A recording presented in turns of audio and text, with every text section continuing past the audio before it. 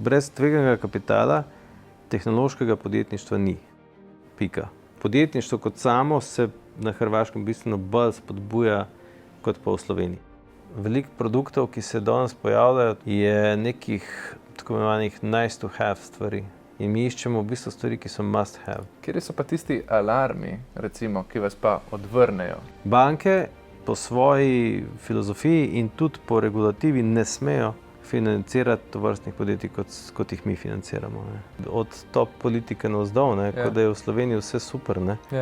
Se prikazuje neke statistike, kjer naj bi bila Slovenija vzor Evropi, pa jaz ne, da ne verjamem, ampak vem, da so napačni podatki. Ne. Trenutno smo očitno v nekem temačnem obdobju slovenskega podjetništva, pa kljub temu ne. Kar pa me v bistvu najbolj skrbi je pa to, ker se obnašamo malo, kot da še zmeraj igramo v orkester na Titaniku. Ne. Recimo vaša investicija v Celtro je prinesla kar 10-kratni donos, ne, recimo. Kako vam je to uspelo? Lepo pozdravljeni v novi epizodi Incrementum podcasta. Moje ime je Nace Ajtnik in danes gostim Jureta Mikuža, pionirja slovenskega tveganega kapitala, ključno osebo pri vodenju prav prvega sklada tveganega kapitala v Sloveniji in upravljajočega partnerja South Central Ventures. Pogovarjala se bo o njegovi karieri, od borznega posredovanja do tveganega kapitala, o aktualnem startup ter investicijskem okolju v Sloveniji, kako on vidi priložnosti, kako jih prepozna in kako podpreti obetavne projekte ter katere investicijske trende trenutno spremlja tudi sam. To, kar boste slišali v današnjem podcastu, je namenjeno zgolj informiranju in ne predstavlja finančnega nasveta ali pa nasveta o kriptosredstvih.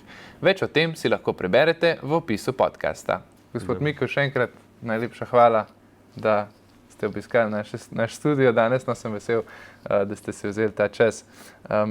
Pa bi mogoče prej greva na tematiko, da vas tudi naše občinstvo malčkam bolj spozna. Povejte mi začetki vaše kariere v finančnem svetu. Ne? Na začetku ste bili, če sem prav prebral, borzni posrednik, ne? Pa pomočnik vodje upravljanja sredstev pri KD Grupu. Ne? Kaj vas je sploh pritegnilo? Kako ste začeli v svetu financ? Pa sej ne vem, v bistvu. To je bila čisto naravna pot. Zanimalo me je, zanimale so me borze, trgovanje, delnice. Za druge nisem ti vedel takrat, da obstaja kaj dosti. In sem še kot študent, sem se prijavil na eno poletno delo na takratni SKB banki, to je danes OTP banka. Bil sprejet tam, naredil neko počitniško delo, potem so me zadržali, sem naredil zadnji letnik faksa pa absolventski, pa ta statež. Sem naredil ob delu praktično, ne, sem vsak dan hodil kaj v službo. Potem sem naredil izpit za borznega posrednika, postal borzni posrednik. Delal za 2 različni borzni hiši kot broker, trgoval na Ljubljanski pa na nekih mednarodnih borzah. Potem sem šel na KD, tam sem bil, na začetku sem upravljal s temi portfelji teh vzajemnih skladov. Potem sem vodil, oziroma nekaj časa vodil, nekaj časa sem bil pomočnik ene ekipe, ki je vodila te portfelje. Potem sem pa v bistvu 2007 sem pa zamenjal industrijo, delno. Tako. In sem v bistvu takrat na povabilo ene osebe iz gospodarske zbornice, skupaj z njimi smo naredili ta prvi sklad tveganega kapitala v Sloveniji.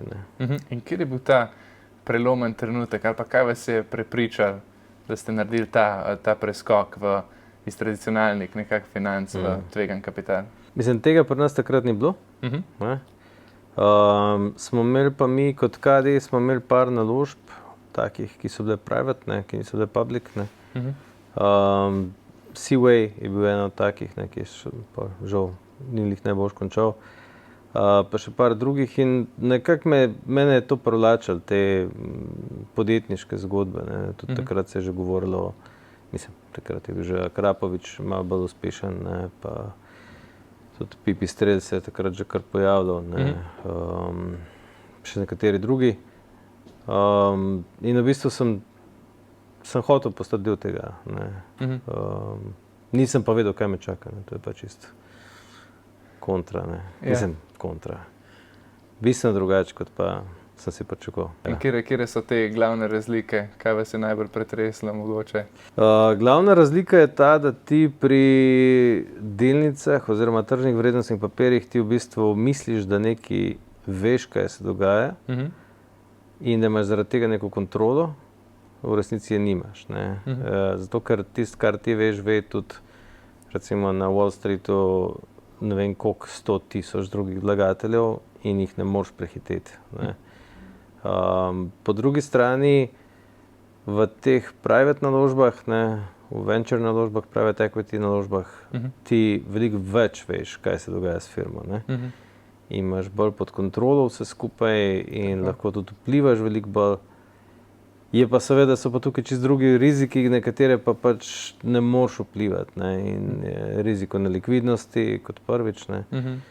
Riziko tega, da se ti zgodi na marketu nek tehnološki preboj, ki ga nisi pričakoval, da se ti pojavi neka konkurenca, za katero ne veš, plus še 5,000 drugih rizikov, ne, o katerih ne veš prej, oziroma se jih učiš, jih spoznavaš skozi realno življenje. Ne. Je pa čist druga velika razlika v tem, da so ljudje, s katerimi se družiš, pa pač sodeluješ, ne, so v tej industriji popolnoma drugačni, kot so v industriji borz oziroma pač organiziranih trgov. Ne. Ja. Tukaj večinoma se ukvarjam z nekimi podjetniki, ne, ki hočejo nekaj narediti, ki hočejo nekaj zgraditi. Ne. Zelo, zelo riziko naklonjeni ljudje, ne, čeprav se tega ne zavedajo. Ne. Medtem ko v finančni industriji je veliko bolj uniformirane policije, ampak populacije. Veliko več je ljudi, ki v bistvu kratkoročne razmišljajo tako. Kaj mogoče jim ni glaven cilj, ne, razvoj tega podjetja, ampak so drugi cilji. Povejte mi, vi ste bili, to je bila firma RSG Kapital, ne, takrat. Kakšna je pa bila prav vaša vloga pri razvoju tega prvega sklada tveganega kapitala? Mislim, jaz sem bil povabljen takrat zraven k sodelovanju, ker je Gospodarska zbornica imela ena presežna sredstva, ki so rekli, da bi jih radi nekam vložili. Ne. In to ideja od Gospodarske zbornice je bila, da bi naredili eno firmo, ki se je imenovala RSG, Razvojni sklad gospodarstva, ne, ki bi dajala neka mikroposojila startupom. Takrat nismo še uporabljali startup, besede, ker je še ni bilo. Ne. Zdaj, jaz sem tisto pogledal in sem že na razgovoru takrat, ko smo se pogovarjali, da bi sodelovali, sem rekel, da to verjetno ne bo šlo. Ne, da ta poslovni model ne bo zdržal, zato ker ta mikroposojila, vprašanje, koliko jih bo vrnil. Ne. In zdaj vsak, ki ne bo vrnil, bo naš ta pool denarja manjši in bomo pač v parih letih verjetno prenehali. Ne. So rekli, no kaj pa bi ti drugače naredil, ne, in sem v bistvu takrat prišel s to idejo, da se naredi nek venture sklad, pa da se povabi še druge investitorje. Ne. In tako smo pač tudi začeli. Ne. Takrat seveda, ker je bila zraven Gospodarska zbornica, smo imeli dostop do nekih blue chipov slovenskih, ne, in smo dobili noter Kolektor, Gorenje, Savo, takrat še. Ne. Plus nekatere manjše investitorje. Ne. 20 milijonov je bil velik sklad, z današnjega vidika majhen, ne. Ampak takrat je bilo pa to v bistvu kar nekaj. Ne. Ja, sploh za prvi sklad take oblike. Ne. Tako da niso majhne številke kljub temu. No. V naslednjih letih pa ste bili kar uspešni. Ne. Recimo vaša investicija v Celtro je prinesla kar 10-kratni donos. Ne, recimo. Kako vam je to uspelo? Preden nadaljujemo, v začetku februarja za vas organiziramo finančno konferenco z naslovom Kam investirati v letu 2026. Če imate v prihodnjem letu namenjenih 20.000 evrov prihrankov ali več za vlaganje in vas zanima, kam bodo v letu 2026 največji vlagatelji vlagali svoje milijarde, potem vas vabim, da si rezervirate sedež na konferenci. Se vidimo. Ne vem. Ne, če gledam skozi današnje oči, skozi današnje oči smo investirali v Seltro zelo naivno. Okay. Danes takih stvari skoraj da ne počnemo več. Ja, naivno, pa zelo na zaupanje, smo investirali ta prvi milijon. In v bistvu smo mi šli z njimi noter, potem so pa zbrali še par rund v Ameriki, follow-on rund.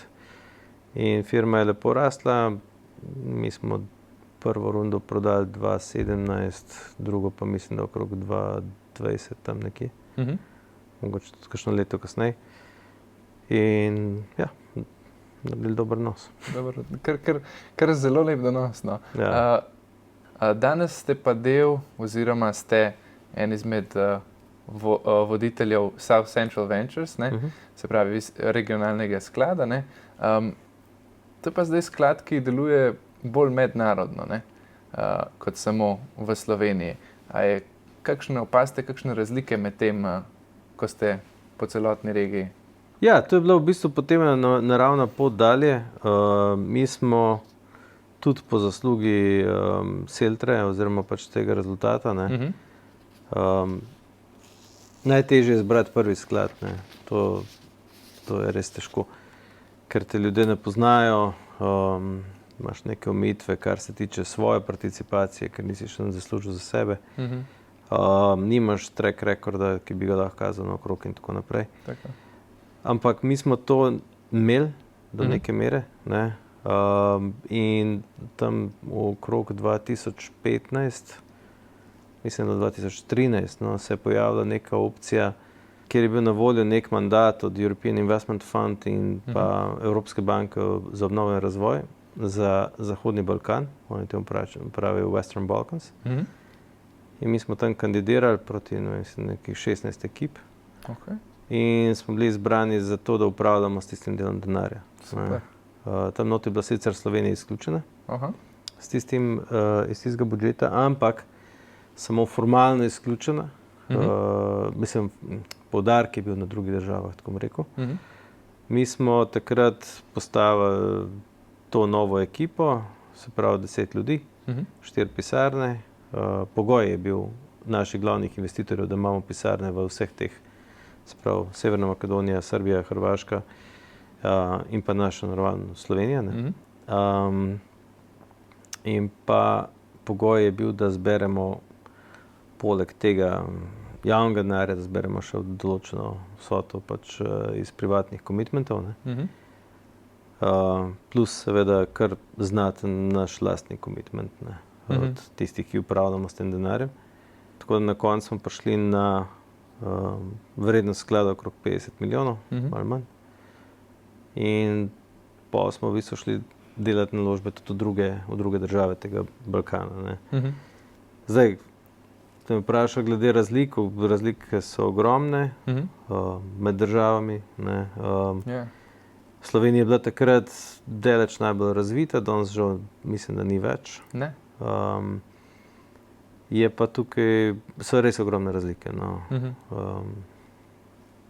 Lahko bi šlo od ene do druge, ampak je res ogromno.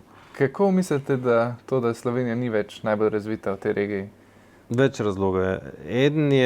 Eden je čist velikost države, oziroma pač geografija. Hrvaška je 2-krat večja od Slovenije, Srbija je skoraj 3-krat večja od Slovenije. In 2-krat večja populacija ima tudi, ne bom rekel 2-krat več ljudi, ki so za to podjetništvo in za to vrstne zgodbe, jih ima pa sigurno več.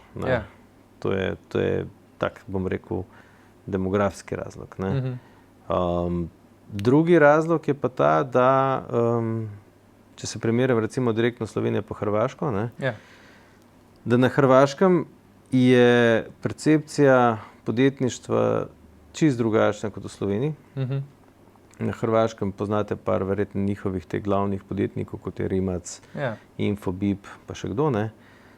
To so ljudje, katerim je vsaka struktura, ki je na oblasti, zelo naklonjena, ne, in se jih nekako kuje, bom rekel, malo v zvezde, ne. Pri nas žal temu ni tako, ne. In zato na Hrvaškem recimo ni ljudi, oziroma je veliko manj ljudi takih, ki so kljub uspehu želijo biti pod radarjem, ne, ker se bojijo določenih posledic v smislu nekih davčnih pregledov ali pa drugih težav, ne. Pri nas pa je takih ljudi kar nekaj, ne. Podjetništvo kot samo se na Hrvaškem bistveno bolj spodbuja kot pa v Sloveniji, ne. In to se pa odraža tudi na startupe in na celotno zgodbo. Ja, sigurno se bo definitivno tega še dotaknila. Žal si kar veliko gostov, ki pride takole do nas, deli vaše mnenje, no, tako da trenutno smo očitno v nekem temačnem obdobju slovenskega podjetništva, pa kljub temu, ne, imamo kar nekaj uspešnih zgodb, no, sploh tudi na našem področju blockchaina, pa tako žal pa kar nekaj jih zbeži v tujino, no, prav zaradi teh pogojev. Jaz bi se za trenutek mogoče ustavil samo pri osnovah. Tvegani kapital, VC, se pravi Venture Capital. Čisto na kratko, kaj to sploh je, kakšen problem rešuje, zakaj je potreben sploh Venture Capital? Venture Capital, oziroma lahko so v slovenščini, tvegan kapital. Ker tvegan kapital obsega in tako imenovani neformalen tvegan kapital, to so angelski investitorji, ne, kot formalni del, ki so private equity skladi pa venture capital skladi. Med slednjima dvema je razlika v tem, da venture capital skladi oziroma skladi tveganega kapitala investiramo večinoma v obliki dokapitalizacije, se pravi, mi ne odkupujemo obstoječih deležev v podjetjih, medtem ko private equity skladi oziroma zasebni naložbeni skladi, ne, večinoma investirajo kot odkupe, delajo odkupe obstoječih poslovnih deležev, iščejo večinske poslovne deleže in tako naprej, ne. Brez tveganega kapitala tehnološkega podjetništva ni. Pika. Sploh? Ne. Nisem še srečal enega ekosistema, ki bi bil razvit v smislu tehnološkega podjetništva in da ne bi imel razvitega tveganega kapitala. Banke po svoji filozofiji in tudi po regulativi ne smejo financirati tovrstnih podjetij, kot jih mi financiramo, ne. Zato, ker enostavno ta podjetja ne morejo nuditi nekih jamstev, ki jih mi ne zahtevamo, banke pa jih morajo, ne. Tako da v bistvu je to nujno, ne. Tehnološka podjetja pa sami veste, so večinoma presegajo ideje, ki jih lahko razviješ iz garaže in narediš iz njih milijardno firmo, ne. Za veliko večino teh podjetij je praktično nujno, da so kapitalizirane, ne. Brez tega ne gre, ne. Ja, je res. Ravno to sem vas želel vprašati, ne. Banke, klasični viri financiranja niso dovolj za startupe, ker tudi ne dobijo kapitala od njih. Se pravi, kakšen se pa vam zdi stanje tveganega kapitala v Sloveniji? Koliko denarja je namenjeno za ta podjetja? Je dovolj, da se financira recimo vsak mlad podjetnik, vsako startup podjetje v Sloveniji prav iz... Mislim, za vse ga ni dovolj, ne. Ampak je prav, da ga ni dovolj. Jaz mislim, da denarja v Sloveniji za najbolj zgodne faze, se pravi faze, kjer res začetne faze, je denarja relativno dovolj. Bolj me skrbi, da teh idej prebojnih ni toliko, kot bi jih morali biti, ne. Mi načeloma, venture capital ima eno tako neke statistike, ne, koliko podjetij pogledaš, da pol narediš eno naložbo, ne. In če pogledamo te statistike, v bistvu slovenski podjetniki imajo kar dobre šanse, da dobijo kaj, ne. Ker jih sigurno manj zavrnemo, kot pa bi jih eni Američani zavrnili, ne. Je pa res, da je tam pač toliko več idej, ne? In tudi toliko več skladov. Kjer se pojavi potem vrzel, je, ko gremo z teh čist najbolj zgodnih faz naprej. Se pravi, mi imamo angelski denar, imamo neke akceleracijske sklade, ne, v Sloveniji. Ampak te firme ponovadi gre skozi te faze, vsako fazo treba sfinancirati, ne. In ko pride do nas, je že tega denarja malo manj, ne. Ko pa grejo čez to fazo, je pa tega denarja zelo malo, ne. Tam pa ni investitorjev, ki bi bili pripravljeni v take tehnološke naložbe dati večje zneske, govorijo zdaj 10 milijonov plus. In tam je pa, v tistih fazah je pa nujno, da se skladi povezujemo z nekimi tujimi skladi, ne? In te naše naložbe pač njim prezentiramo. In v bistvu z njihovo pomočjo pol kot nek konzorcij financiramo te firme naprej. Tukaj se pojavi tisti moment, ko verjetno firma ni več slovenska, ne? Ampak dobi neke tuje vlagatelje noter. In tudi posledično, ne vem, se spremeni sedež podjetja, gre v tujino, ne? Določene poslovne funkcije se organizirajo v tujini in tako naprej, ne? Kar pa ni niti toliko slabo, no, tako bom rekel. Ja, imajo več priložnosti, se vam zdi, Tako. da grejo v tujino, kot če vrnemo ostanejo, ne? Tako. Ja, žal. Tudi v tem svetu visijo, se konstantno govori o teh unikornih, ne, podjetjih, ki imajo potencial oziroma dosežejo $1 milijardo kapitalizacije. Zdaj pravite, da v Sloveniji mogoče ni več toliko idej. Se vam še vseeno zdi, da bi lahko kje najdli kakšnega unikorna še v Sloveniji trenutno? Verjamem, da ja, ne? Zato pa smo še zmeraj tukaj prisotni, ne? S temi unikorni je tako, ne? Tudi če pogledate bolj razvita tržišča, kot je Slovenija, ne? Pa firme, katerim je bil edini ali pa glavni cilj rast valuacije proti tej milijardi, ne? Magični, ne? Pa zdaj so dekakorni aktualni, ki so pač 10 milijard, ne? Ampak zmeraj je treba pogledati, kaj je zadaj, ne? Koliko je to zdravo, koliko je to... Ker dokler ne prodaš, nisi nič naredil, ne? Saj tako imenovani, mi zelo pogosto slišimo en tak izraz paper rich, cash poor, ne? Ti imaš lahko pač delnice v vrednosti 10 milijard, dokler tega ne pretvoriš v stvari, ki ti v življenju pač nekaj pomenijo, ne? Razen, če ti pač delnice to pomenijo, ne? Nimaš praktično nič, ne? In smo videli kar nekaj teh unikornov, ki so pol, ko se je pač ta balon denarja malo hladil, ne? Tam po 2021, 2022 recimo, tudi v Ameriki, je marsikera firma morala iti krepko dol po valuaciji, ne? Ker preprosto poslovni rezultati niso upravičevali toliko visokih valuacij, ne? In v Sloveniji, jaz mislim, da ne rabimo takih firm, ki so milijardo, 2 milijardi, ne? Rabimo pa veliko več kot danes firm, ki bi bile vredne 100 milijonov plus, ne? In to so firme, ki zaposlujejo večje število ljudi, ne? Ki imajo ponavadi visoko dodano vrednost na zaposlenega. Tako.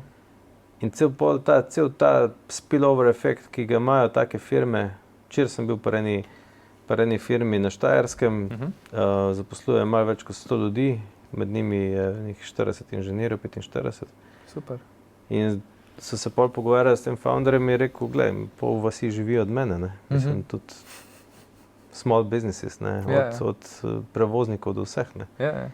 In to je tisto, kar v bistvu jaz mislim, kjer je dodana vrednost tega, tega segmenta. Da se ne kreira naprej neko gospodarstvo iz tega, ne? Povejte mi, a lahko kdorkoli vlaga v ta podjetja, startup, če vidi nek potencial, ali je VC bolj zaprt za institucionalne vlagatelje? V podjetja sama lahko vlaga kdorkoli, ne? Tisti, ki mu je nekaj všeč, lahko vloži, dobi poslovni delež, ne? In gre dalje. V sklade skladi so rezervirani za dobro poučene vlagatelje. Okay. Ne. In vsak investitor, ki želi pristopiti v sklad, dobi tudi neko izjavo, ki jo mora podpisati, mora razumeti.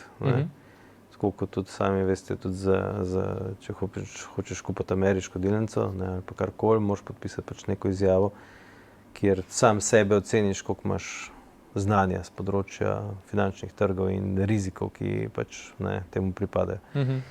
Mi kot sklad oziroma mi kot upravljavec skladov, mi ne želimo imeti tako imenovanih retail investitorjev v skladih. Mi se fokusiramo predvsem na institucionalne investitorje in pa na ljudi, ki so iz tehnološkega sveta, ki recimo bivše founderje ali pa še zdajšnje founderje, ki so šli skozi te faze, ki razumejo celo dinamiko in razumejo tudi tveganja, katerim bojo izpostavljeni. Tako se pravi, vaš produkt mogoče ni primeren za vsakega, ki ni pripravljen sprejemati teh. Ni. Tudi delno to rešujemo z tem minimalnim vložkom, ki se giblje okrog 250 milijona. Marsikdo pride k nam pa reče, to ni ben problem. Poznam rizike, ni mi problem 4 milijona za investirati, ampak pa se pa izkaže, da to ni glih čistko. Mislim pač, bom rekel, naredimo kar dober due diligence tudi vseh naših investitorjev, preden vstopijo v ta sklad, ker si ne želimo, da imamo potem opravka še z nekimi investitorji, ki ne morejo svojih zavez izpolnjevati kasneje. Ker si v bolj tveganih naložbah lahko kar divje postane, začnejo ta čustva močno vplivati, verjetno kasneje v naložbi, tako da je res treba biti seznanjen z vsem, preden se tega lotiš. Sploh, če je nekdo prvič na takem trgu prisoten. Res je. Kako bi pa vi opisali svojo investicijsko filozofijo, ko pride do investiranja v startupe? Rekli ste že, da date velik poudarek na ljudi. Kaj še pogledate, recimo, samo poleg ljudi? Kako izbirate projekte? Ljudje so tisti, ki naredijo razliko, a neka ideja uspe ali ne iz čist eksekucijskega vidika. Zaradi tega jaz pravim zmeri, največji poudarek je na ljudeh, predvsem na njihovi sposobnosti eksekutirati tisto, kar stoji na papirju. Prezentacije so super, zdaj pa ti znaš to res v praksi izvesti, je pa drugo. Tukaj gledamo predvsem, koliko imajo nekega domain knowledge, se pravi, če se nekdo ukvarja da bom dal primer, z nekim fintech podjetjem, mi zelo pogledamo, koliko on sploh ve, kako finančni trgi delujejo, kako finančna industrija nasplošno deluje. Tako. Ker sploh na tem področju Srednje Evrope ali pa Slovenije tudi, kot del tega, veliko enih programerskih idej se rodi na področjih, ki jih ti ljudje ne poznajo dosti dobro. In verjetno sami veste, da če se lotiš gostinstva, da bi imel izkušnje iz gostinstva, boš okraden. Tle je ista stvar. Se pravi, če ne poznaš osnovnega biznisa, za katerega ti delaš tehnološko rešitev, verjetno ne boš uspešen. Drugi pomemben podatek je pa, a to, kar oni razvijajo, kakšen problem to rešuje, pa koliko velik je ta problem, pa koliko težko ga je rešiti. Ker veliko produktov, ki se danes pojavljajo, tudi predvsem consumer produktov, je nekih tako imenovanih nice to have stvari, ni pa so to must have stvari. In mi iščemo v bistvu stvari, ki so must have, ne nice to have. Ne nice to have. V obdobju, ko pač neka ekonomija malo začne stagnirati, vse, kar ni must have, je na strani. Tako. In to nam je druga stvar.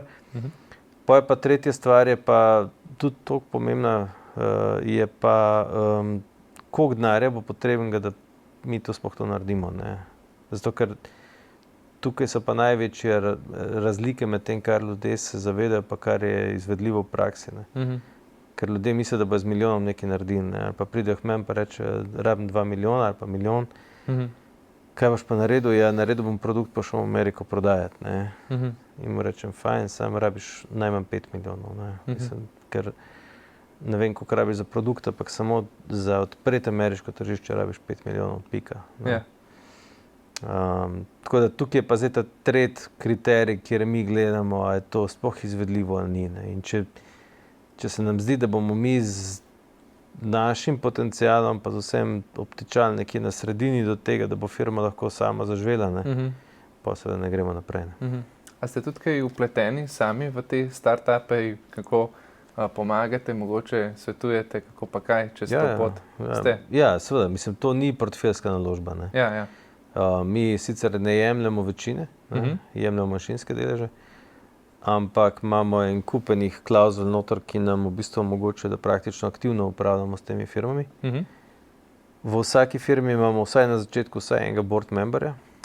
In to smo večinoma partnerji iz našega sklada. In ja, to je minimalno enkrat mesečno z njimi, z nekaterimi tudi mnogo več. In jim v bistvu jim pomagamo na tistih področjih, kjer jih oni ne obvladajo, jih ne boš. No, se to je vrhunsko, ne imate nekako več nadzora nad tem, koliko ste lahko uspešni potem pri podjetju. Super. Povejte mi še, zdaj približno veva, kje so te glavne stvari, po katerih se odločate za to investicijo. Kje so pa tisti alarmi, recimo, ki vas pa odvrnejo, čeprav nekako mogoče ljudje so ta pravi, ali pa, ne vem, 2 od teh 3 pogojev, ki ste jih zdaj postavili, so kljukica, kateri so pa tisti, ki pa absolutno vidite, da ne bo ta prav za vas? Ja, teh je veliko. Je veliko? Ja, teh je veliko. Najbolj pogosti. Ja. Malo so zguljene fraze, to, kar danes govorim. Ne? Ampak ena taka fraza je spet, da smo tako kot eni pomorščaki. Ne? Več časa, ko si na morju, bolj te je strah. Ne? To prvi slišim. Tukaj v našem biznisu je isto. Ne? Vedno več vidiš nekih potencialnih red flagov, ki ti bojo pač zadeli pol enkrat. Ne? Do podpisa pogodbe o investiciji imaš vsakič možnost iti ven. Ko enkrat podpišeš, pa nakažeš denar, si zapečen in ne moš kar tako ven. Sploh, ker se ta denar relativno hitro porabi. Firme ga ne morejo kar vrniti, praviloma, in si obsojen na to, da si z njimi. Ne. Na plutje. In ali pa da moraš še kaj noter dati. In ena stvar, mislim, glavni je ta karakter ljudi, ne, spet se vračam na to. Mi pravimo, da že po prvih parih sestankih, ko se pogovarjamo o naložbi, nekako vsak naredi eno tako osebno oceno, a sem s tem človekom pripravljen preživeti par ur na teden v isti sobi. Ne. In če nisi, ne, če ti pač gre človek, če se ti ne zdi, da je kemija ta prava, potem boš, da ne greš naprej. Ne. Druga stvar je, a mi znamo oceniti produkt kot tak. Ne. Lahko je super produkt. Ne. Sam, a je to znotraj tistega, kar mi poznamo. Ne. Recimo, neka biotehnologija ali pa neki nanomateriali ali pa ne vem kaj. Ne. To noter so super produkti, sami jih ne znamo oceniti. Ne. In če mi ne razumemo, kaj točno oni delajo, ne, in ne znamo oceniti potenciala ali pa tveganj, pol tudi ne gremo zraven. Pol ne greste to. Tretja taka stvar je, koliko je to skalabilno. Ne. A je to nek produkt, ki rešuje en parcialni majhen problem, ne.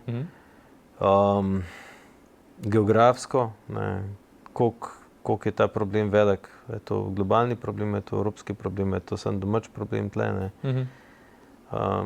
To so te glavni, v bistvu, taki showstopperji, mi temu rečemo, ne. Je pa tudi showstopper lahko tudi, koliko denarja bo rabili, ne. Če nekdo vidimo, da rabi 20 milijonov, pol ne bomo šli not, ne. Če pa nekdo pride pa rabi 100 jurjev, pa tudi ne bomo šli noter, zato ker ne moramo imeti mi 600 naložb, ne. Ja, To ne bo šlo. Ne. Ja. Se pravi, se osredotočate bolj na te panoge, ki so vam poznane, recimo. Ja, pri panogah je pa tako, ne. Panoge smo nekako naravno selekcionirali tiste, kjer smo že bili uspešni. Ker tam mislimo, da največ nekaj vemo, Tako. poznamo največ ljudi, ki veliko več vejo kot mi in nam lahko pomagajo, ne. In tudi portfelj sam, ne. Mi imamo trenutno v portfelju okrog 30-35 naložb. Okay. In vidimo, da si ljudje lahko med sabo veliko pomagajo, ne. Znotraj našega portfelja, ne. Founderji iz ene firme, iz druge se pokličejo, si odprejo kakšna vrata, kakšnega kupca, kakšnega partnerja, ne. Super. Tisti, ki je že šel čez par kamnov, lahko onmu, ki za njim pomaga, da se izogne kakšnemu, ne. Tako da, ja, smo se malo bolj fokusirali na določene panoge. Odlično. No, sej, zakaj pa ne? Vaše je tudi podjetje LeanPay, no? Oziroma ste zraven prisotni. Ponudnik storitev Kupi zdaj, plačaj pozneje. Ne, se mi zdi, da je en tudi izmed bolj poznanih projektov, ne vaših tukaj v Sloveniji. Ja. Kako ste odkrili to in kaj vas je navdušilo? Ne, sliši se tako tradicionalno. Ja, tako klasična zadeva, ampak mislim, vsi skoraj poznajo že LeanPay, ne? Ja, upam, da čim več, ne. Ja. Ker LeanPay ni glih najbolj tipična stvar, ki jo mi delamo, ne. Aha. LeanPay je v svoji osnovi B2C podjetje, ne. Se pravi, ponujajo kredite fizičnim osebam, Tako, ne. ja. Ampak mi, kako smo se spoznali z njimi, je v bistvu zanimivo, da smo se z njimi spoznali preko tega, da smo najprej spoznali tega srbskega founderja, ne, Miša Živić, ki je v bistvu glavni founder oziroma prvi, ki se je to spomnil. Šele potem smo prišli do tega, da ker so istočasno oni bili v kontaktu še z nekaterimi drugimi slovenskimi investitorji, smo prišli šele potem do tega, da ima zraven tudi slovenski del ekipe, ne. To sta dva zelo izkušena finančnika, eden je Janko Medja, drugi je Tilen Cugvic. Takrat, ko smo mi v njih investirali, smo to gledali kot na neko tako regionalno zgodbo in še zmeraj gledamo, ne. Se pravi, to ne bo nikoli globalno podjetje. Se pa razvija v Sloveniji, pa trenutno v Romuniji in na Madžarskem. In v bistvu gledamo kot nek tak regionalen projekt, ki bo verjetno kupljen strani enega malo večjega playerja, ki bi rad pač zavzel celotno to področje v nekem trenutku, ne. Je pa tako, da ta finančna industrija je še zmeraj zelo atraktivna, mi zelo to gledamo.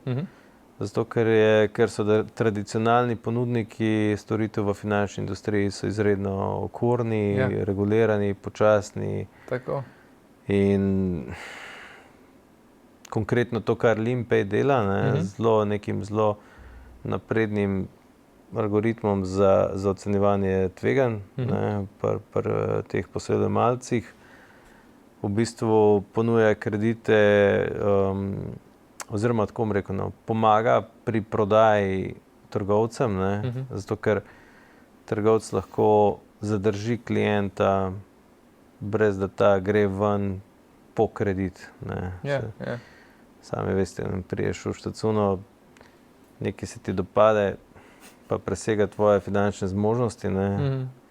Greš na banko, preden prideš do banke nazaj, se že ohladiš, ne kupiš, ne. Se pravi, takrat, ko si pa tam na licu mesta in gledaš to, če dobiš možnost financiranja in da narediš celoten proces tam, ne, je to veliko večji conversion potem, ne. Ja, kar veliko vredno v bistvu. Ja.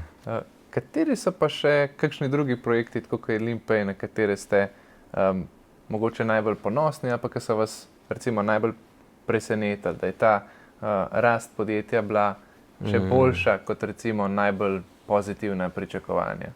Imate kakšne take zgodbe? Ja, jaz mislim, da portfelj je relativno dober, oziroma je zelo dober. Trenutno se kot največja zvezda nam kaže firma Cognizant. Cognizant? Ja, Cognizant je v bistvu, oni imajo software za ocenjevanje prodajnih leadov, sploh ne vem, kako na slovenščini to rečem. Ja, sem bi tudi lead uporabljal. In ta software v bistvu ponujajo potem B2B pač drugim podjetjem, ne, ki prišparajo oziroma prehranijo pač pri naslavljanju določenega števila potencialnih klientov, s tem, da vejo, pri katerih je ta možnost, da bojo prišli do posla večja. Ne. Okay. To je firma, ki je v bistvu founder je Anglež, ampak je imel co-founderje iz Hrvaške. In tako smo mi do njih prišli. Imajo zelo veliko ekipo v Makedoniji, pa na Hrvaškem. Firma je šla praktično mi smo spet investirali izredno zgodaj, ampak je šla firma iz nič oziroma z enega do cirka 450 zaposlenih. In letos bi morali biti po mojem tam blizu 90 milijonov evrov na prihodkih. Vrhunsko. Tako da, to je nam iz tega drugega sklada v bistvu zaenkrat največja zgodba, najbolj ponosni.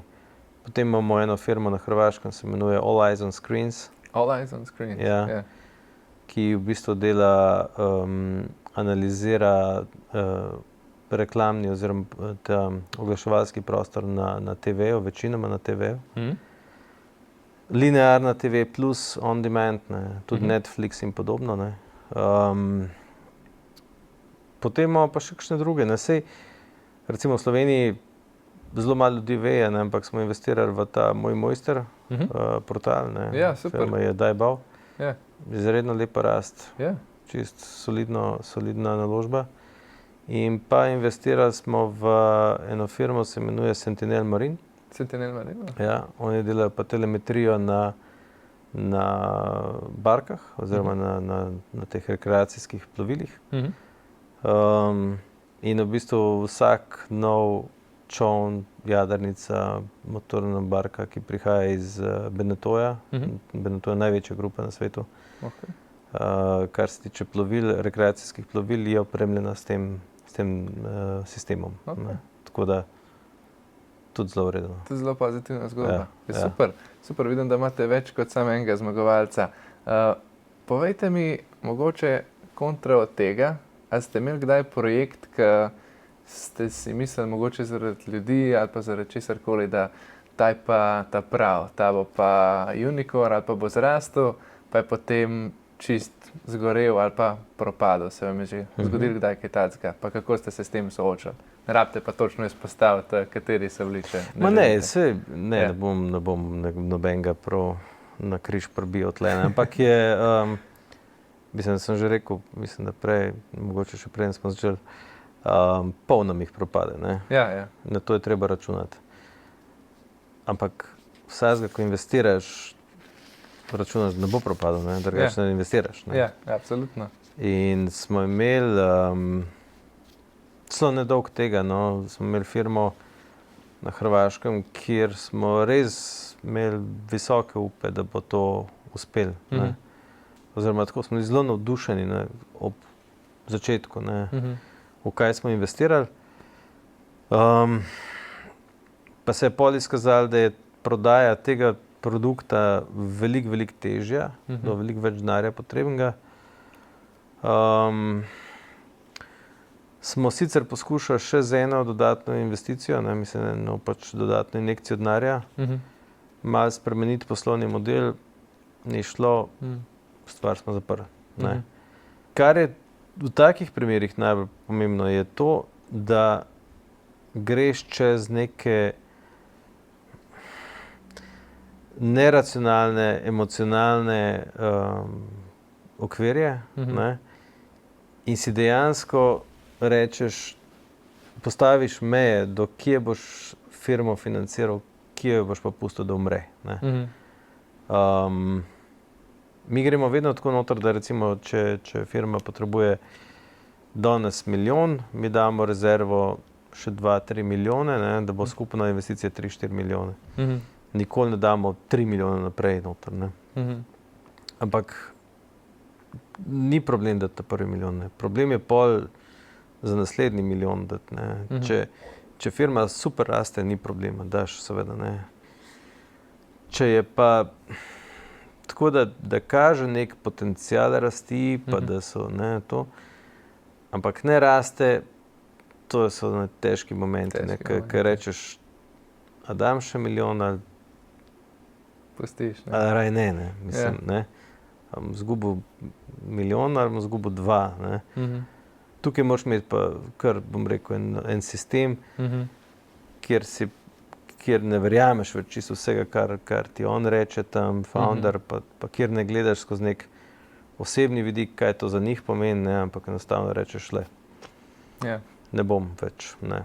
In se odpoveš tismo milijonu, ki si ga dal. Še vseeno je to naložba, biznis, treba je tudi tako gledati, ampak je težko kdaj. Mislim, moraš imeti verjetno kar železne živce, da zavrneš tako nekoga.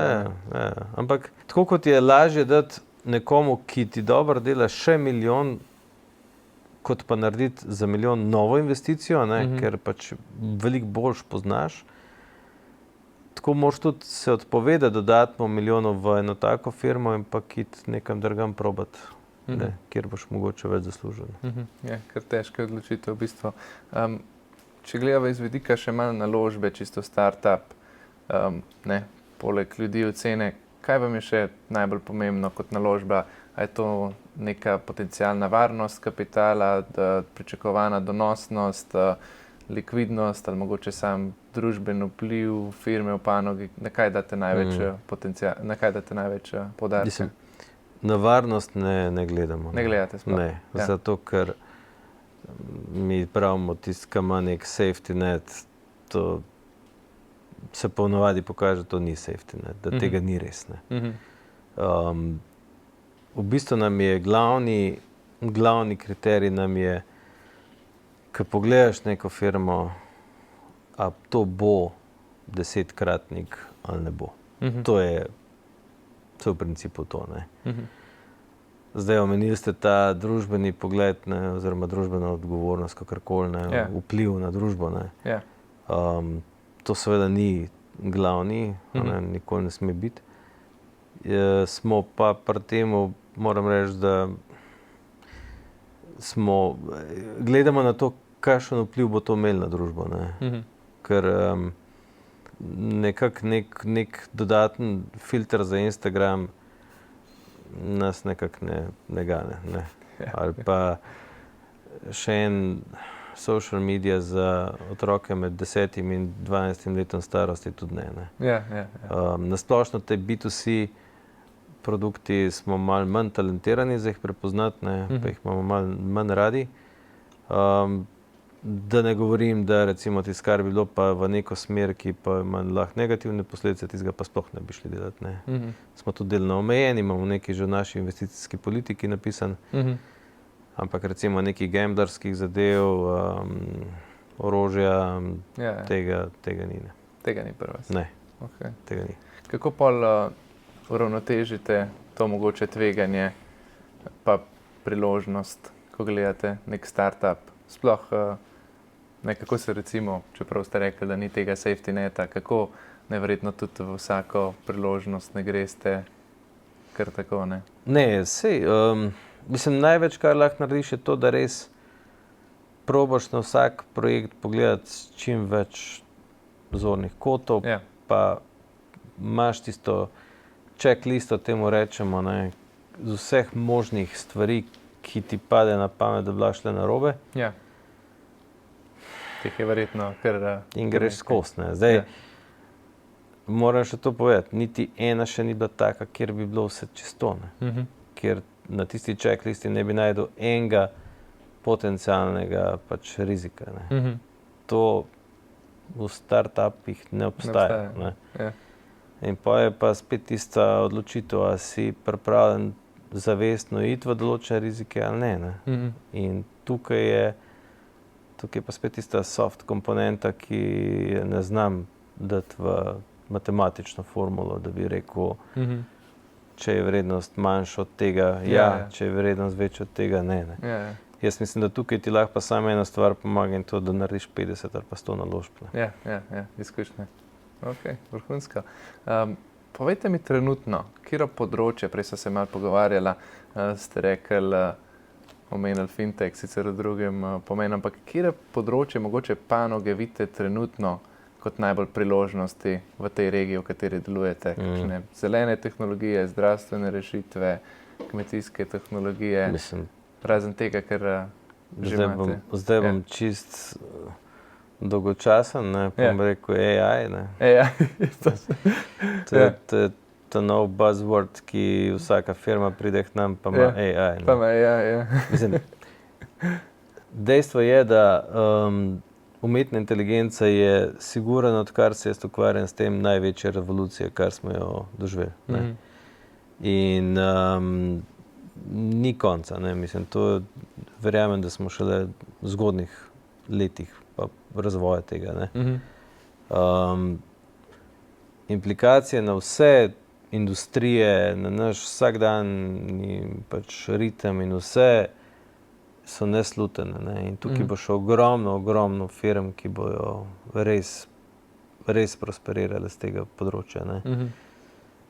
Lepota tega je tudi ta, da je, ker je to zgodaj v razvoju, ne, da je ogromno tudi prostora za neke firme v teh start-up fazah, ki ne rabijo zdaj milijarde, tako kot neke Nvidie in podobni, ne, ker ni tokenga hardvera oziroma ni neke grafične moči ali pa karkoli, ki bi jo morali kupovati, ne, da najdejo nek sweet spot za sebe, ne, da lahko tukaj not nekaj naredijo, ne. In zaradi tega tudi je priložnost za firme iz Slovenije, iz regije, ne, ker znanje na tem področju je kar nekaj, ne. Ne. Umetnost za podjetnike in za investitorje v naslednjih letih bo pa prepoznati, kaj tukaj je res vredno, kaj je pa tukaj sam buzzword. Ne. Tako. In marsikera stvar, ki, mislim, kot rečeno, jaz ne vem, kdaj sem zadnjič videl en deck, eno prezentacijo, ki ni imela AI noter napisan, ne, saj je, ne. Ja, saj je, ne, z razlogom imamo zdaj prva podjetja, ki so vredna čez 4000 milijard, ne, ki se ukvarjajo s tem AI-jem. Se pravi, vi mislite, da smo na začetku, pa da ta tehnologija še ima veliko potenciala, ne, ker nekateri pa tudi že malo menjajo ta bubble, ne, podoben temu internetnemu bublu, ne. Prej sva govorila o tej tržni kapitalizaciji, ki je nekako prazna, ne. Praktično top 10 podjetij, ki se ukvarja s tem visokotehnoloških v S&P indeksu, vlečejo gor praktično celo industrijo, cel finančni trg, ne. Tako da kljub temu vi ne ocenjujete, da bi bili v precenjenem, recimo... Kratkoročno mogoče, ja. Kratkoročno. Ja. Pač toliko časa sem že na marketu, da vidim, da se zadeve precej v enakih vzorcih pojavljajo, ne. Zdaj ne bom rekel, da znam nekaj šlogati, ne, ampak spomnim se recimo okrog leta 2000 je bila 3G tehnologija, ne, in takrat so telekom operaterji plačevali blazne cifre za licence 3G, ne. 3 leta kasneje so jih zastonj dajali, zato ker jih noben ni kupil, ne. Ker noben ni verjel, da se bo to sploh postavilo. 3G, da ti lahko, takrat se spomnim, je imel Deutsche Telekom reklamo, da ti lahko pri 200 na uro na avtocesti film gledal, ne. In 3 leta kasneje to ni bilo mogoče, ne. In licenca za 3G v Nemčiji je bila skoraj zastonj, ne. Na danes lahko gledaš pri 200 na uro film, ne, pa še v 4K definiciji, ne. Ampak vmes je pa bil ta dip dol, ne. In to se je zgodilo še kar na parih drugih področjih, ne. In tudi na temu AI področju, ne, siguren so določene stvari prenapihnjene, ne. Pojavljajo se bo neke nove tehnologije, ki bojo nadomestile ta klasičen pristop, kot jih ima Nvidia in podobno, ne. In bo sigurno prišlo tudi tukaj do nekih korekcij, ne. Ampak vpliv in pa zmožnost umetne inteligence, ne, pa mislim, da je še veliko večja, kakor jo danes uporabljamo, ne, oziroma nesluteno večji, tako bi rekel. Ja, saj konec koncev v bistvu je res mlada tehnologija, ne. Če tako gledamo, zdaj ogromno denarja se definitivno tja zlili, nismo pa videli še niti te AGI-ja, ki vsi stremijo, ne, k njemu, ne. V bistvu vse, kar zaenkrat je umetna inteligenca, je to, kar se je naučeno iz ljudi, ne. Sama še vedno bolj malo zares razmišlja. Ampak šele zdaj smo ugotovili, koliko je dejansko enih industrij, ki so še čisto manualne. Ne. Ja. Mi imamo eno podjetje, sem ga prej omenil, EOS, All Eyes on Screens, ki v bistvu je v advertising spaceu. In cel advertising in veliki te oglaševalski giganti služijo na načine, ki so v bistvu primitivni, zelo primitivni. In zdaj vidimo, s kakšnimi mini inovacijami tehnološkimi spreminjamo res v fundamentu njihove poslovne modele. Tako kot je Kodak propadel, oziroma, ni čisto propadel, ampak kakorkoli. Jaz mislim, da bomo tudi tukaj videli kar ogromen firm, ki, če se ne bojo prilagodile, enostavno ne bojo zdržale, ker te zadeve omogočajo take prihranke in toliko večjo učinkovitost, da ni mogoče temu s človeškim delom pač slediti. Ja, saj kdor ne uporablja AI-ja, je že v zadaj in še vedno bolj bo. Če greva še malo na to, kar se pa mi ukvarjamo, velikrat, že prej sem malo pogovarjala, se prej so začela, se reče, da sta kriptosvet in svet venture capitala, tveganega kapitala, kar podobna. Ne vem, koliko ste vi v tem blockchain kriptosvetu, ampak se vam zdi, da bi bilo to mogoče res lahko tako? Se v bistvu vi ste šli že skozi en tak cikl, kot zdaj vi, govorim kriptosvet. Tako. Ste šli že skozi en tak cikl, o katerem sem prej govoril. In v bistvu se verjetno šele zdaj, jaz ne spremljam tega toliko, zaradi tega, ker pač nismo fokusirani na ta del. Ampak si pa predstavljam, da se zdaj market oziroma trg čisti nesnage, ki se je v času ene euforije prve znašla na tem trgu. In tako kot tudi na drugih področjih, drugih industrijah, se tukaj bo trg sčistil, tudi zreguliral verjetno, mislim pač do neke mere. In bo pol, je to v bistvu dobra osnova za nadaljnjo rast in razvoj. Tako. Takrat, ko se je to začelo, ko se je kripto pač spopulariziral v Sloveniji še toliko bolj kot kjerkoli drugje, tukaj v regiji, smo dostikrat slišali, da sta to dva čisto ločena svetova. In tudi v resnici marsikaj na področju kripta za nas ni bilo niti razumljivo dobro, niti nedosegljivo. Nismo mogli niti konkurirati, recimo v času teh ICO-jev, mi nismo mogli konkurirati za financiranje določenih firm, ker je bilo toliko lažje pač zbrati preko ICO-ja denar kot pa preko enega VC-ja, pa tudi manj obveznosti nazadnje si imel. Mislim, to je bilo res čist drug svet. To je, jaz mislim, da je to danes bistveno drugače. In tudi vsi tisti, so se prej pogovarjali, tistih toliko tisoč coinov, ki pač niso vredni nič. To so tudi signali investitorjem, da ni čisto vsaka stvar, ki je kripto, pa ni dobra. Ne. Absolutno ne.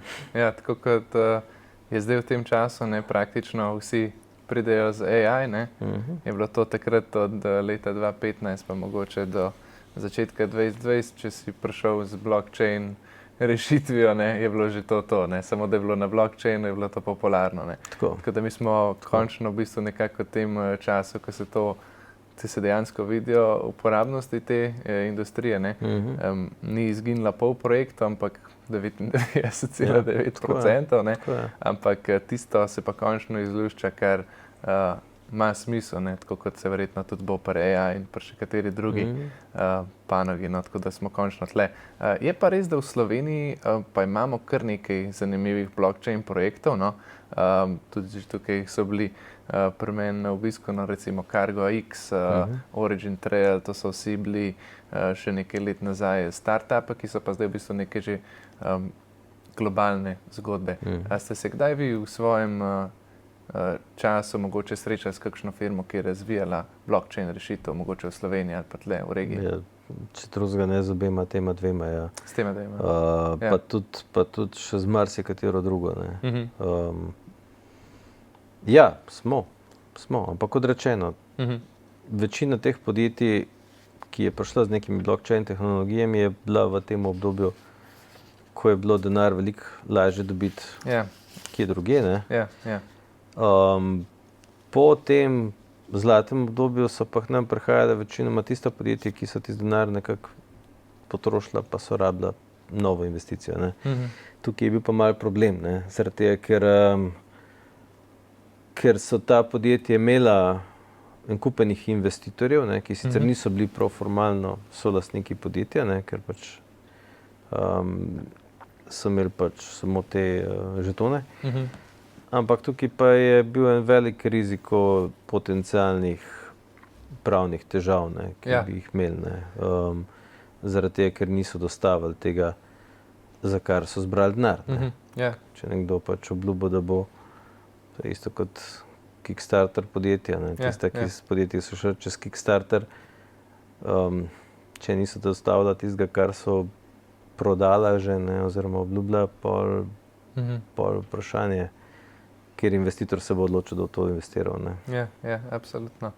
Ja, v času tistih ICO-jev, ne, prvih ponudb teh žetonov, je bil res malo divji zahod tle v Sloveniji, ne, vsi so hoteli to, praktično ni bilo regulirano, ne, kdor je prvi prišel, je prvi mlel, veliko se jih je dobro okoristilo, ne, obstale pa bore malo, ampak čeprav nekaj zgodb pa zelo zanimivih tudi iz Slovenije, ne, tako kot verjetno povsod nekaj ostanejo na koncu tisto, kar ima smisla, ne.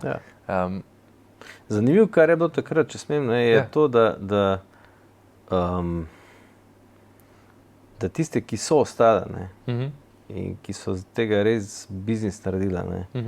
Če pogledaš malo profil founderjev, ljudi, ki so to postavili, pa če primerjaš to s tistimi, ki so večinoma se pač pokazali z nekimi novimi avtomobili, ne, in podobno, je zelo sorodno temu, kar mi opažamo tudi v našem svetu, ne. Zelo. Samo da takrat se to nekako ni štel kot negativo, ne, če je nekdo po prvem uspešnem pač ICO-ju se doma nafilal garažo pa ne vem kaj, ne. Medtem ko v podjetništvu, v tehnološkem podjetništvu, se pravi med venture skladi, če tazga founderja srečaš, bežiš od njega stran, ne.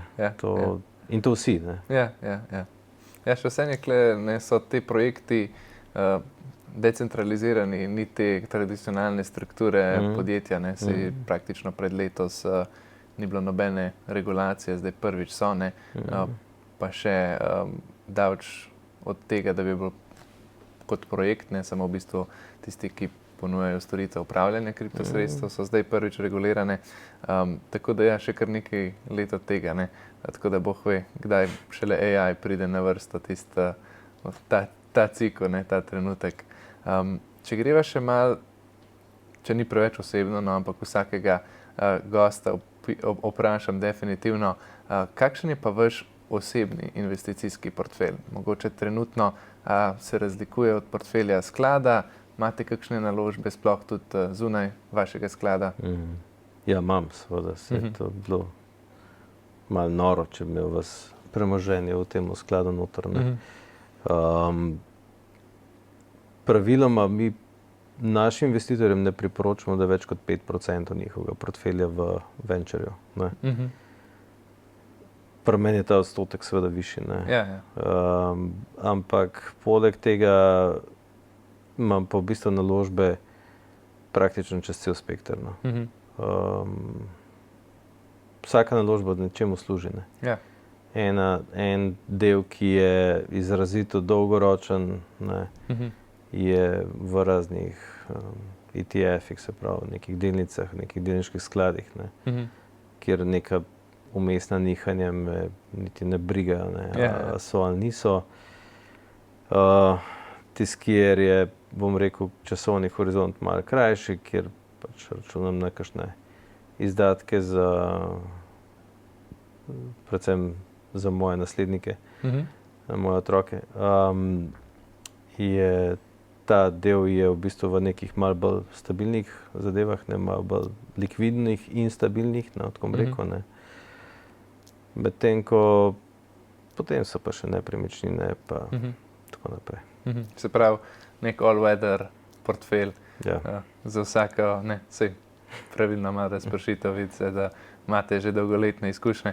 Kako bi potem sebe opisali kot vlagatelja? Ste verjetno ne toliko konzervativen kot povprečen slovenski vlagatelj? Ne, to ne. Ja. To ne. Bančnih vlog nimam, ne. Ja. Ampak sploh ne na pogled, kar je večina slovenskih bančnih vlog. Ne, nisem konzervativen, je pa res, da če sebe primerjam zdaj z takrat, ko sem bil borzni posrednik, ne, sem zdaj bistveno bolj konzervativen, ne. Jaz sem sicer po naravi vedno bolj value investor kot pa kaj drugega, se pravi, iščem nekaj, kar ima fundament nizek, ne, pa mislim, fundament pač potencial velik, pa nizko osnovo. Ampak prideš v neko obdobje, ko ti je bistveno bolj pomembno neka stabilna rast premoženja, kot pa neki izjemno visoki donosi, ne. Zdaj, kar se tiče teh mojih naložb v venture, seveda to ne moremo govoriti o tem, ne. In verjetno s tem, bom rekel, malo potolažimo na adrenalin, ne, ki ga rabim, ne. Pa imam pol lahko na drugem modelu malo bolj konzervativno, no, tako, no, malo bolj dolgoročno. Se pravi, vse sorte različnih naložb, ne. Ja. Se pravi, ko pride do vaših osebnih financ, trenutno pol, kaj vam je najbolj pomembno? Ta varnost, dolgoročna, neka donosnost, likvidnost? Pa bi rekel, da spet neko usklajenost ročnosti s mojimi pričakovanji in potrebami, ne. Tisto, kar pričakujem, da bom, mislim, nisem človek, ki bi stavil vse na svojih 10-20 let življenja, ne. In da bi zdaj varčeval na vse pretege, zato da bom takrat nekaj si lahko privoščil, ne. In si pač naložbe tudi temu ustrezno prilagajaš, ne. Če pričakuješ, da boš imel v naslednjem obdobju nekih 5 let neke malo večje izdatke, se pač prilagodiš temu portfelj, ne. Drugače pa večinoma pač delaš na temu, da portfelj raste, ne. Ja. Da si hitrejši kot pa ta inflacija, ki je mnogo večja, kot pa si vsi priznavamo, ne. Priznavamo, da je.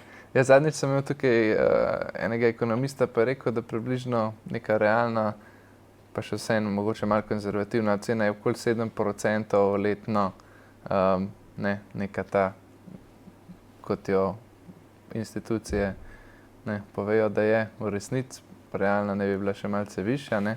Tako da ja, kar je manj kot tega, že kar strogo pada, pa še pride kakšen COVID vmes, ne, pa je to še potencirano. Mislim, eno so statistični podatki, ne, ampak drugo je pa inflacijo morate malo razumeti tudi skozi spremembo življenjskih pričakovanj in potreb ljudi, ne. Ja. Zato ker, ne vem, bute s primer, ampak če rastejo cene avtomobilov po 5% na leto, ne, skladno z neko inflacijo, ne. Ampak poglejte ceno enega avtomobila, ne vem, poslovnega razreda pred 10 leti pa danes, ne. Ja. Ni 5%, je mnogo, mnogo več, Ja, ne. mnogo več. Zaradi tega, ker se istočasno še pač pričakovanja uporabnikov toliko povečujejo, da se dodajajo noter stvari, ki jih takrat nismo uporabljali, ne. In avtomatsko to povečuje ceno, ne. Druga stvar je tudi človek, ko se razvija sam, ne, pač z leti ali pa kakorkoli, in tudi ne toliko z leti,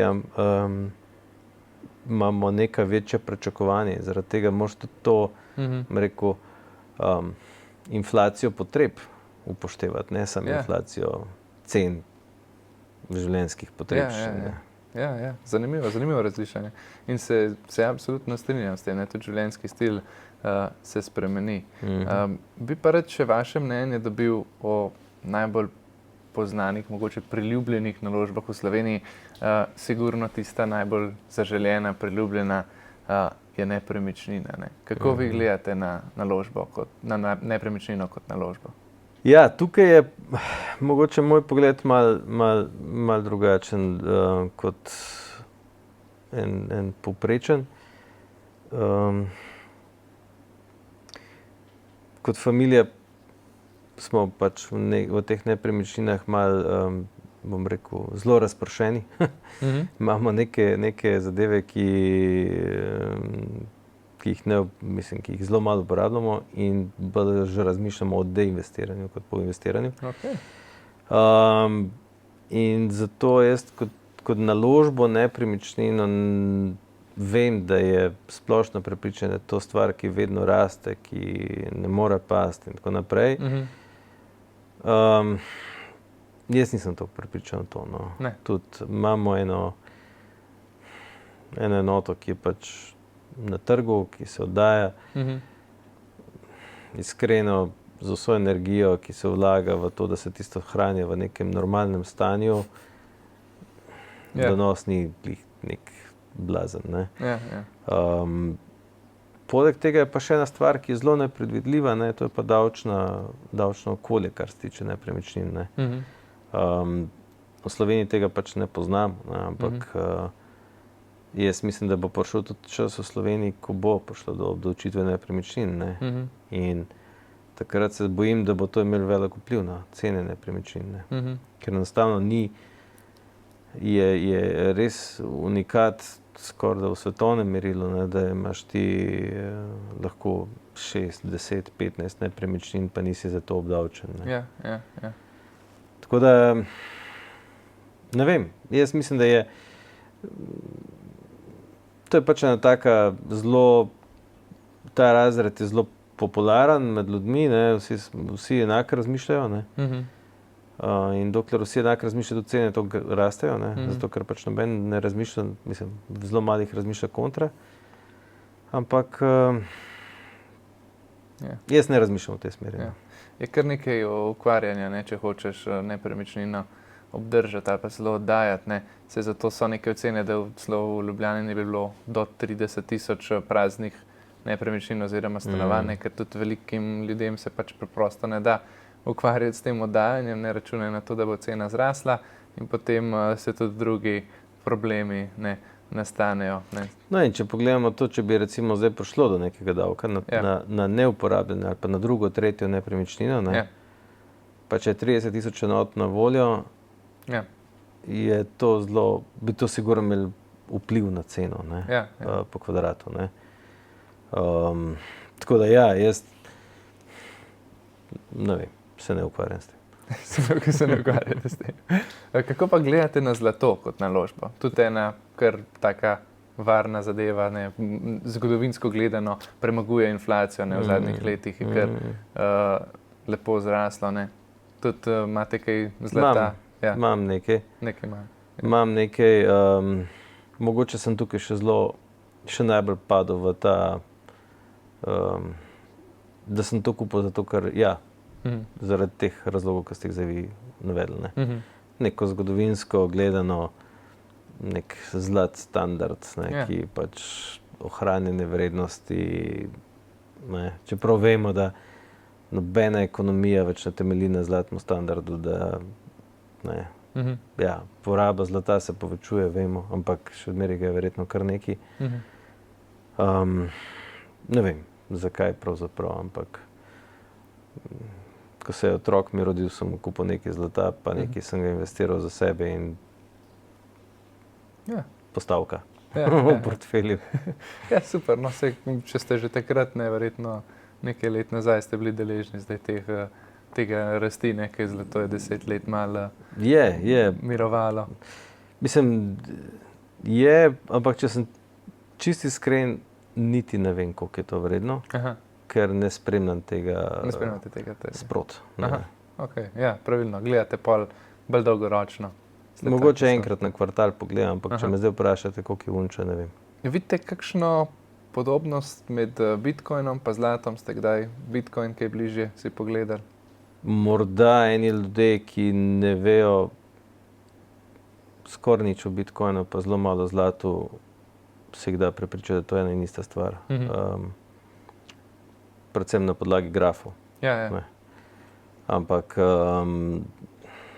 drugače pa mislim, da je to čist popolnoma drug bet, da temu rečem. Ne. Kaj pa ste se, mislim, tudi nekaj Bitcoina, imate kakšne mogoče kriptosredstva, ste se kdaj srečali s tem, kakšno je vaše mnenje o teh? Sem imel zato, ker sem se hotel podučiti o temu. Super. Takrat, ko se je pač ta norija začela, ne, sem vse skupaj prodal verjetno prezgodaj. Mislim, ja, absolutno prezgodaj. V bistvu, kar mi ni bilo všeč, ne, zakaj sem tudi prodal, je bilo to, da nisem imel občutka, da imam kakršnokoli kontrolo, kaj se s tem dogaja. Ne. Takrat so bila neka gibanja oziroma te oscilacije so bile toliko velike, ne, Močne, ja. da v bistvu da sem se res počutil tako, kot skoraj da kot v igralnici. Ne. Ja. Da v bistvu ni bilo enega signala, ki bi mi rekel, da če pa to pošlo, pa to gor, ne, če pa to šlo, pa to dol. Ne. Ja. Ampak je bilo dostikrat kontra. Ne. In v neki točki se spomnim, da sem rekel, glej, to je enostavno segment, ki ga premalo poznam in se premalo počutim, da vem, kaj delam. Ne. In tukaj je zdaj spet eno od tistih mojih pravil, da investiram v tisto, kjer vem, kaj delam. Ne. Ja. Tam, kjer pa ne vem, pa ne investiram. Ne. Po vašem mnenju, kateri so glavni koraki? Imate že 20, še več kot 20 let izkušenj v finančnih vodah, več kot 30 mogoče že? Blizu, ne vem, 25, ajde. Ja, okej. Kateri so glavni koraki po vaše, da postaneš uspešen vlagatelj? Predvsem moraš biti zelo dosleden v tem, da slediš določene, da ne zapadeš v neke psihoze. Ne. Zelo moraš biti dosleden pri tem, da si sam sebi rečeš, alociraš pač svoj portfelj in se tega spreminjaš sicer, ne, seveda prilagajaš strategijo, ampak ne na podlagi nekih dnevnih ali pa kakršnih koli teh kratkoročnih signalov, ne, ker to preslej zapadeš v to, da ne, si preveč short ali pa kakorkoli. Pa predvsem moraš si postaviti na take dolgoročne, realne cilje, ne iti z nekimi, spet bom rekel, v neke hype noter, ne, in pol poskušati skozi dolgi rok si postaviti neke KPI-je, kje moraš biti v določenem obdobju, da lahko oceniš samega sebe. Ne. Predvsem moraš se pozanimati oziroma biti radoveden, da čim več ljudi poslušaš. Ne. Ja. In pol na koncu kritično samo oceniš. Ne. Bi rekli, da je disciplina mogoče ena pomembna vrlina. Ne. Mi vedno poudarjamo na to, da je treba imeti zastavljen nek cilj, ne, in pač gledati proti tistemu cilju. Ne. Ker če se vmes ujameš v tisto kratkoročno prodajanje, dokupovanje, ne, si hitro umoril. Ne, to ne gre. Ne. Tudi, zdaj sem se spomnil vmes, recimo bil še en tak hype v Sloveniji, ne, so bile balkanske delnice, ne, to je bilo tam okrog 2005. Si se zelo slabo počutil, če si bil takrat upravljavec premoženja, pa nisi imel teh delnic, ne, zato ker si res zaostajal krepko po donosih. Ne. Večina tistih ljudi je še danes lastniki tistih delnic, ker jih niso imeli komu prodati. Ne. Takim hypom se moraš preprosto izogniti. Ne. In delno je to tudi povezano s tistim, kar sem prej rekel. Ne. Če ne poznaš tega, v kar investiraš, pol je tukaj stvar sreče, pol to ni stvar znanja. Ne. Zdaj, lahko imaš srečo, ne. Marsikdo je, so ljudje, ki so po sreči kupili 10 bitcoinov, takrat, ko so bili po $1, ne, ali pa 100, ne, Ja. pa so bili po $0,5, ne, Ja. pa so po sreči pozabili na to, Ja. ne, pa imajo po sreči danes veliko denarja, ne. Ja. Zdaj, malo je pa tistih, ki so takrat zaradi znanja, ne, šli noter, pa so s polno zavestjo, z znanjem podprto se odrekli vsem prodajam do 100,000. Ne, to je praktično nemogoče, ne? Ker če si ti kupil pri parih dolarjih, pa ti je zrasla zadeva na že 1000, ne, je to, ga ni bilo po moje, ker ni takrat vsaj delno odprodaja, ne. Ne. Tako da tisti dolgoročni whali so predvsem te, ki so se takrat ukvarjali s to tehnologijo, ne. Bodi se res neki early crypto adopterji, ki so bili proti tem tradicionalnim sistemom in to vidijo tudi kot nek neplačilni sistem v prihodnosti, mogoče Bitcoin, ne.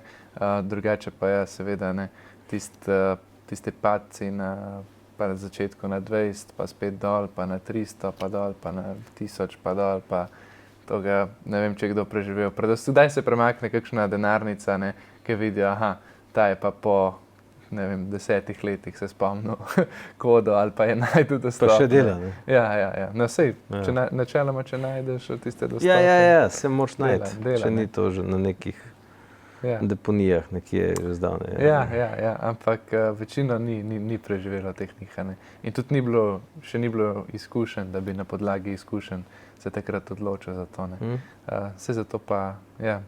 Ampak danes pa tisti, ki pa jim je uspelo, ne, se pa zelo sladko smejijo. Se pravi, tudi sreča se vam zdi, da je mogoče faktor pri investiranju, ali je večina uspeha še vseeno v pravilnem pristopu? Ne, mora biti. Sreča mora biti. Tudi sreča mora biti. Ok, zanimivo. To prvič slišim, ampak zakaj pa ne? Sej sreča je neka pozitivna stvar. Konec koncev. Absolutno mora biti. Super. Povejte mi še, kako pa vi danes vidite stanje, mogoče bolj makro gledano na finančnih investicijskih trgih, mogoče v kontekstu te geopolitike, ki se dogaja, ali smo v času neke negotovosti, še vseeno vidite kakšne priložnosti za razvoj trenutno, razen v AI sektorju, no, ki veva, da je.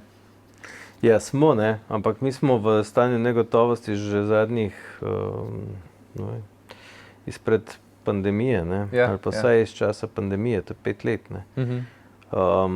Mi vedno rečemo velike nekih teh black swanov, ne, ki se v bistvu nam podijo med nami, pa jih niti ne prepoznamo, ne, tako kot je bil takrat pač COVID, ne. Ja. Kar je antipod tega, je to, da je očitno res na trgu zaradi večjih razlogov tokenega denarja, ki to enostavno malo kompenzira, ne. In trgi so še zmeraj prelikvidni, ali pa kako jim to rečemo, ne. In istočasno zaradi tiste inflacije, ki smo jo prej omenila, ne, denar praktično toliko zgublja, če ni v uporabi, ne, da se še zmeraj trgi gibajo na teh rekordnih ravneh, kot so zdaj, ne.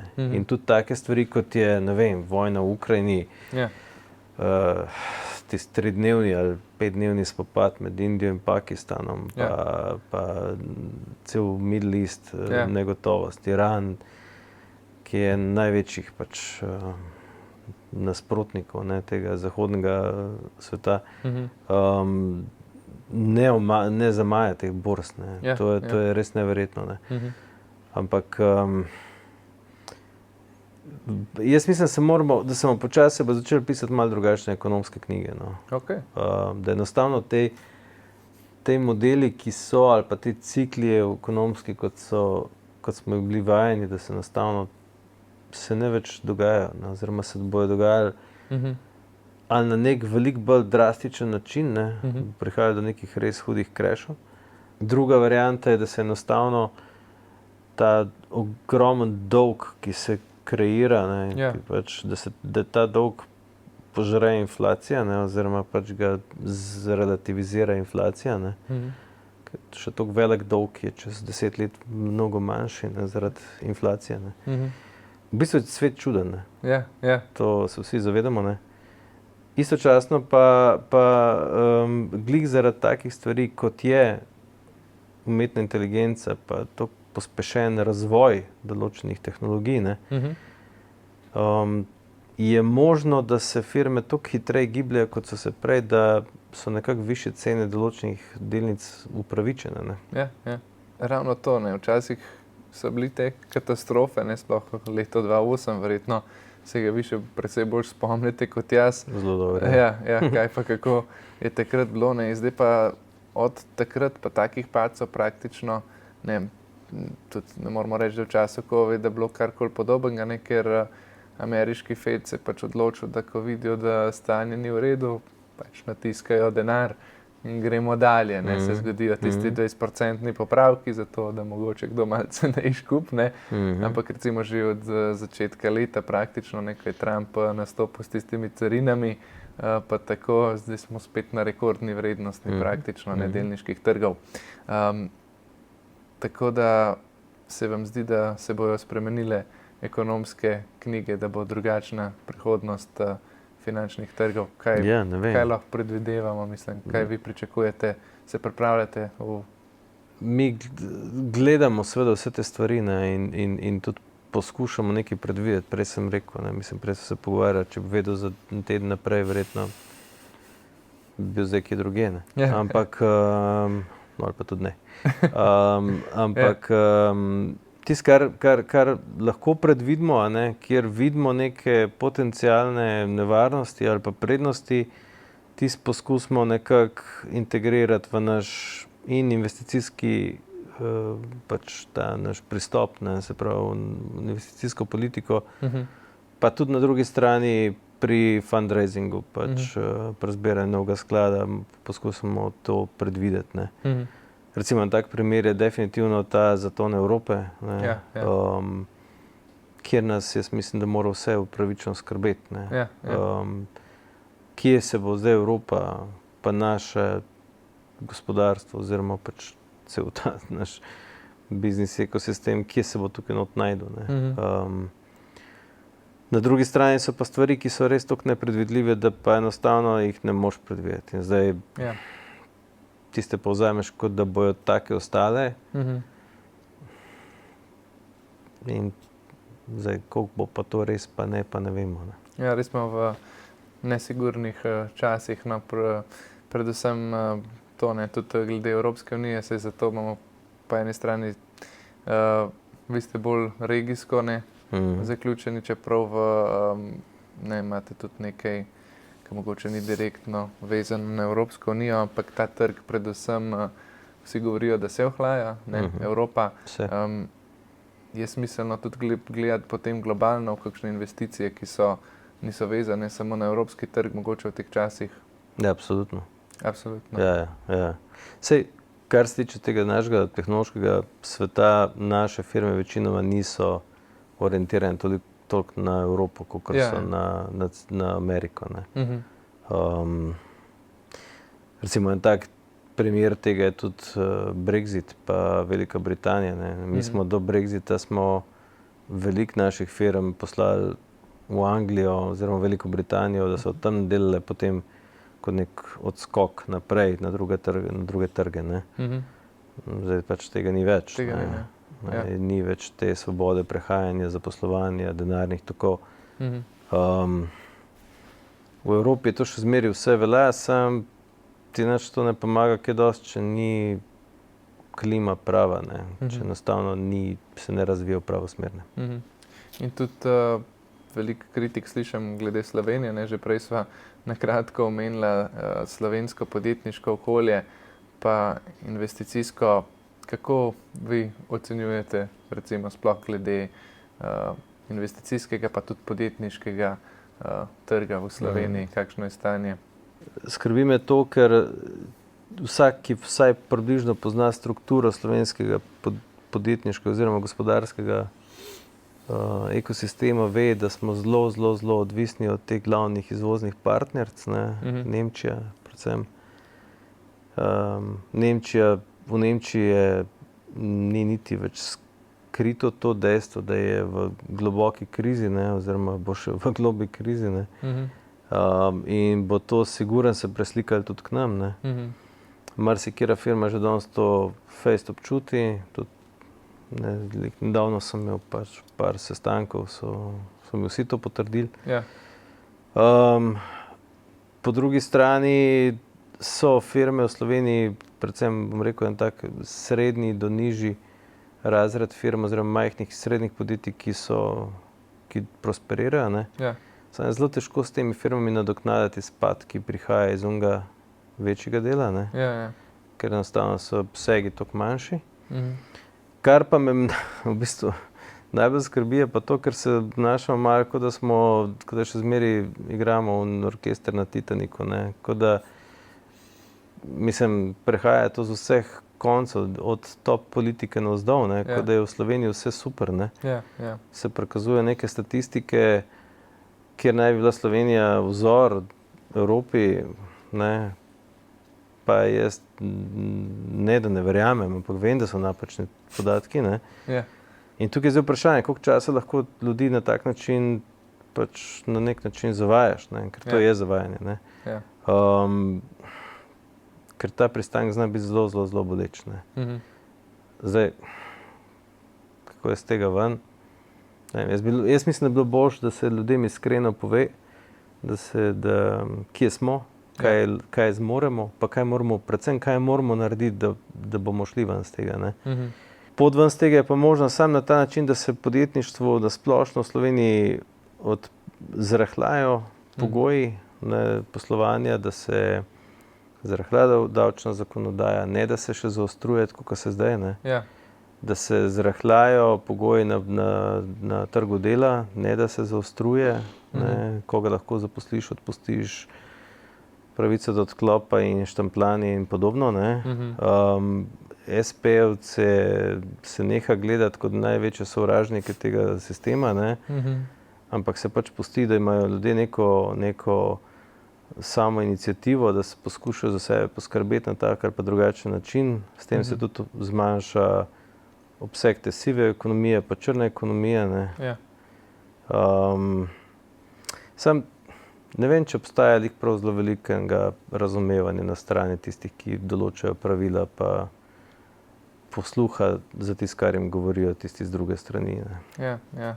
Se zdi, da bi lahko država bolj nasproti stopila podjetnikom, ne vem, zakaj se jih morda celo ne kaznuje, pa še višje davke kot vsi ostali, ne.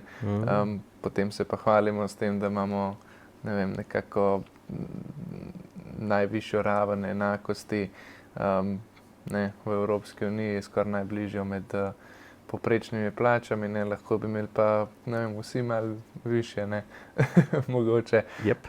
Po drugi strani, se pravi, če bi lahko urgirali predvsem pri davčni zakonodaji, se vam zdi, bi mogla država še kaj narediti, recimo, da bi Slovence spodbudili mogoče podjetništvo k tem, da ustvarjamo tukaj, ne, da tudi tisti, ki so uspešni, ne gledajo prvo priložnost, da grejo ven. Mislim, tukaj obstaja zelo, in to zaenkrat ni še nobena vlada, sem že kar nekaj člankov napisal, ne, pa tudi na nekih sestankih sem bil, še nobena vlada tega ni ponotranila, ne, ampak obstaja krivulja, ki jasno kaže, do katere stopnje se ljudem splača optimizirati davke, kje se jim pa ne. Ja. In mi smo krepko čez to krivuljo, ne, in zato tudi toliko ljudi optimizira davke v Sloveniji, ne. Švica je en tak dober primer, ne, kjer se praktično ti lahko z davčno upravo pogodiš, koliko davka boš plačal, ne. Ja. In če imaš dober argument, ne, te poslušajo, ne. In pri nas sem prepričan, da če bi se pogovarjali, če bi bilo več tega dialoga, ne, kakorkoli mu rečemo, bi marsikateri podjetnik, ki danes operira preko nekih podjetij v tujini, ne, zaradi tega, da se izogne delno temu davčnemu bremenu, tega ne bi več počel, ne, ker to je drago. Ja. Ne. To je en kup ene dodatne operative in svetovalnih storitev in vsega živega, ne. Tega ne bi bilo toliko, bi pa država več denarja tukaj pobrala. Ne. Tipičen primer je bil recimo, ko so ukinili ta davek na motorna vozila, ne, nad določeno kubaturo. Predtem Slovenija je bila polna avtomobilov z slovaškimi tablicami, ne. Zdaj pa tega ni več. Ne. In ta davek ostane v Sloveniji. Ne. Zakaj? Zaradi tega, ker ljudem se ne da komplicirati, če ni treba. Tako da ta del bi morali imeti malo več posluha, pa malo bolj, rekel, kmečke logike. Stvar, ki se pa našega področja najbolj tiče, je pa sigurno obdavčevanje teh delniških opcij. Ne. Zato, ker večina startup podjetij na začetku nima dosti denarja, da si lahko privošči neke visoke plače. Inženirji so pa dobro plačani ljudje. Tako. In edini način, da jih lahko privabiš, je, da jim daš delež v podjetju, ne, v obliki nekih delniških opcij. Ampak spet, če je to v Ameriki, se davek plača takrat, ko on šele to delnico pridobi na podlagi te opcije in ki jo proda. Ne. Takrat šele davek plača. Ne. Pri nas pa se plačajo davki in prispevki kot iz plač, takrat, ko opcijo pridobi. Ne. Se pravi, od tu dalje je pa še dolga pot do tega, da bo ta človek od tega karkoli imel. Ne. Tako da se pač podjetje tega ne poslužujejo zaradi tega. Ne. Seveda. Zaupal mi je klede pred kratkim, se mi je pridružil gospod Simič in je rekel, v Sloveniji, ne, za nekega menedžerja, za neko plačo, ki je zgledno, recimo ponudijo plačo, ne vem, 30.000 evrov za tako pozicijo. V Sloveniji bi od tega prejel 12.600 evrov neto na račun. Ne. V Srbiji pa 26.300. Ne. Tako da recimo že ta primerjava, ne, je kar ključna. Imamo tudi mi podjetje v Srbiji, ne. Ne bi rad, da gremo mi v tej smeri, da, ne, kot je dole urejeno. Ker tudi tisto ni prava ureditev. Ampak se pa z njim čisto strinjam, da je ta naša obdavčitev je bizarno visoka. Ne. In moramo upoštevati nekaj, da ti ljudje, mislim, profili, ki jih mi zaposlujemo, recimo za vodjo prodaje na enem Cognizmu, ne, v Angliji, ne. Tukaj res govorimo o stroških, ki so bliže milijonu kot pa pol na leto. Ne. In zdaj pa malo pomislite, kaj bi to v Sloveniji pomenilo. Še dvakrat toliko, praktično. To pa se vprašaš, ne, če se splača. Vse je lepa država, ne, ampak iz vidika biznisa pa je res neugodno. Vprašal bi vas še, če opazujete, kako pa vi gledate na investicijske navade Slovencev. Kako se zdi, da smo tukaj, smo dobri, se razlikujemo od vlagateljev v tujini, mogoče drastično? Odvisno, kje v tujini, ne. Američani imajo zelo, bom rekel, tak šablonski način investiranja, ne. Večinoma temelji na temu, da si gradijo, najprej, da lahko odplačajo svoje študentske kredite, ne. Ko enkrat pride iz tega ven, do smrti odplačujejo svoje nepremičnine. Pa istočasno si gradijo nek portfelj za pokojnino, ne. Tako. Pri nas je tako, da so ljudje večinoma zelo nepoučeni. In se večina denarja nahaja v nekih neoptimalnih vlogah na vpogled, ne, ki pač izgubljajo na vrednosti. Potem so pa tukaj samo še, je pa zelo omejen pač obseg alternativ, ne. Eno so, tako kot ste prej omenili, nepremičnine, ne. To je sanje vsakega investitorja pri nas. Smo pa, jaz mislim, da v Sloveniji v primerjavi z ostalimi izjemno dojemljivi za določene take hitre zaslužke oziroma obljube o hitrih zaslužkih, ne. Not catch the cash, do vseh piramidnih shem in tako naprej. To je bilo pa Jaz mislim, da v primerjavi z drugimi državami tukaj okrog, da smo kar v vrhu, kar se tega tiče. Jaz se, ko vidijo na oglasih, da je Luka Dončić za 250 evrov, ne vem, koliko zaslužil, iz tega res ogromno, tudi prevar pa tega. Žal res hitro poskočimo v Sloveniji na to. Se vam zdi, da bi lahko Slovenijo pripeljali do nekega do neke oblike vlagateljskega profila, ki bi bil recimo primeren tem časom, visoke inflacije in pa na kak način, kaj bi mogli narediti recimo? Ne vem. Nimate ideje? Ne. Mislim, s tem smo se soočali celo na enemu sestanku enega strateškega sveta, ene od vlad v preteklosti. Manjka nam te osnovne, dveh zadev nam manjka. Eno je osnovna izobrazba o denarju, ki je nimamo, in je tudi nimajo se ljudje, ki naučiti, razen če nimajo pač staršev, ki to obvladajo. Drugo je pa ta odgovornost, da bi moral vsak za sebe poskrbeti. Tukaj se mi zdi, da pa še zmeraj smo malo v tem mindsetu ali pa miselnosti prejšnjega sistema, kjer bo država za nas poskrbela. Ja. Tukaj se mi zdi, da bi moral človek biti malo bolj, mislim, mora bi na nek način vzgojiti ljudi, da so malo bolj sami do sebe odgovorni. Zdaj, kako to narediti, pa ne vem. Iskreno. To pa še niste našli rešitev za enkrat. Ja, ko enkrat državi plača 60% svojih prihodkov, ne mogoče. Pričakuješ, da bo nekaj za tebe naredila. Ja, se make sense. Ja. Je žal. Povejte mi, a imate kakšen nasvet ali pa misel, bodisi za vlagatelje, podjetnike ali pa kogarkoli, ki bi si želeli deliti z našimi poslušalci? Ne vem, jaz mislim, da so da kar obsežna, kar izčrpna, tako da ne vem, če kaj tazga. Nič posebenega?